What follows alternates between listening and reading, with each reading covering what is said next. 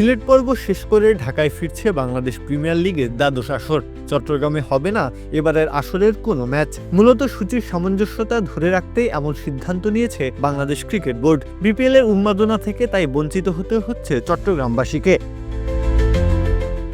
ঢাকঢোল পিটিয়ে সিলেট পর্ব দিয়ে যাত্রা শুরু করেছিল বিপিএল। কথা ছিল 3 ভেন্যু অর্থাৎ সিলেট, চট্টগ্রাম এবং ঢাকাতে হবে আসরের সব ম্যাচ। তবে হঠাৎ করেই পরিবর্তন আনা হয়েছে এই সিদ্ধান্তে।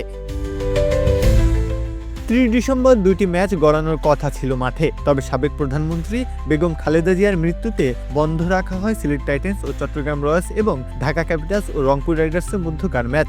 সূচি বদলে তা 31 তারিখ আনা হলেও পরবর্তীতে সেটিও বাতিল করা হয়। নতুন সূচি অনুযায়ী এই দুটি ম্যাচই অনুষ্ঠিত হবে 4 জানুয়ারি।